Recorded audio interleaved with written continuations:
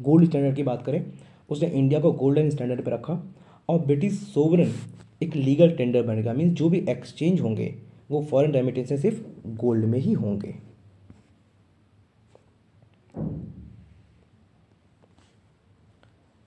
अब हम बात करते हैं फॉरेन पॉलिसीज़। और इंडिया की जो फॉरेन पॉलिसी थी वो लीव एंड लेट लीव की थी। और नेबर्स जो होते हैं वो पाथ ऑफ प्रोस्पेरिटीज़ होते हैं। आप अपने नेबर्स को नहीं चुन सकते, तो जो आपके नेबर्स होने चाहिए वो आपके प्रॉस्पेरिटी के रीजंस होते हैं, आपके डेवलपमेंट के रीज़न होते हैं। तो कर्जन ने लेकिन इसके अलग कुछ किया। कर्जन ने एग्रेसिव पॉलिसी अपनाई, एग्रेशन कम कॉन्क्वेस्ट की। पहला विक्टिम उसने बनाया नेपाल को, जिसमें ट्रीटी ऑफ सगौली में उसने 1860 में नेपाल पे अटैक किया।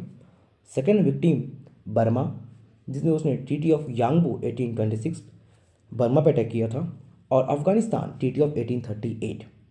इससे उसने क्या किया कि इंडिया के अराउंड एक रिंग फेंस तैयार किया, जिससे कि उनके यूरोपियन कंट्रीज़ का इंडिया पे कोई अटैक ना हो।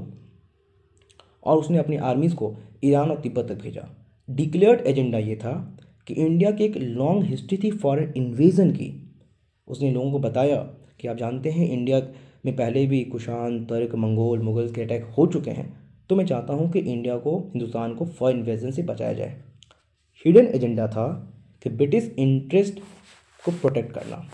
इतने सारे रीज़न देने के बाद, इतना रिफॉर्म्स के बाद उसने अनाउंस किया, कर्जन ने अनाउंस किया 19 जुलाई 1905 को पार्टीशन।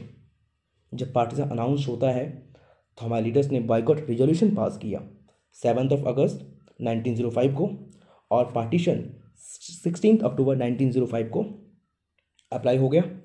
अब देखिए, जब पार्टीशन होता है तो फिर उसके बाद की हम बात करेंगे। हम लोगों ने एक दूसरे की कलाई पे राखी बांधी थी, एक दूसरे से बॉन्डिंग को प्रूव ये करके, मजबूत को स्ट्रांग होल्ड दिखाने के लिए गंगा में लोगों ने डिप लिया था, होली रिवर में वंदे मातरम गा रहे थे और स्वदेशी मूवमेंट स्टार्ट हुआ था। पार्टीशन की बात करें तो नेशनलिस्ट चाहते थे कि ठीक है बंगाल का पार्टीशन हुआ, कोई बात नहीं है, लेकिन पार्टीशन इस तरह से हो, जो हमें लेफ्ट में डायग्राम बनाया है कि वेस्ट बंगाल, ईस्ट बंगाल एक साइड रखे जाए और असम, बिहार और उड़ीसा को एक साइड से रखा जाए। लेकिन कर्जन ने ऐसा डिवीज़न किया कि ईस्ट बंगाल और असम को एक साइड और बिहार, बंगाल, उड़ीसा को, मीन्स ऐसे पोर्शन से बांट दिया, ऐसे पोर्शन में बांट दिया जहाँ पे क्या हो जाए कि एक तरफ बंगाली आ जाए माइनॉरिटीज़ में और दूसरी तरफ जो वेव है नेशनलिस्ट का वो कम हो जाए, जो स्ट्रांग होल्ड कम हो जाए। अब पार्टीशन जब कर्जन ने किया तो इंडिया पे 3 तरह से अटैक हुआ। कैसे? देखिए, अब 2 एडमिनिस्ट्रेशन के सेंटर हो गए, कलकत्ता एंड ढाका। उसके बाद दूसरा, उसने कॉम्युनल डिवीज़न कर दिया, Hindus on one side and Muslim on other side. उसने 2 पार्ट में कॉम्युनल डिवीज़न कर दिया। और लिंग्विस्टिक माइनॉरिटी का ध्यान रखा। सेंटर ऑफ एजिटेशन जो है वो कोलकाता था, तो उसने बंगाली को माइनॉरिटी में कर दिया as compare to Bihari and Odia, so that वहाँ पे जो वेव है वो कम हो जाए, लोगों की होल्ड कम हो जाए, और जब माइनॉरिटी में रहेंगे तो वो ज़्यादा लोगों को मोबिलाइज नहीं कर पाएंगे। और इसके बाद स्टार्ट होता है एंटी पार्टीशन मूवमेंट, जो बाद में स्वदेशी मूवमेंट बना और नए और यंग लीडरशिप के अंदर कांग्रेस आया, जिसको हम एक्सट्रीमिस्ट के नाम से जानते हैं।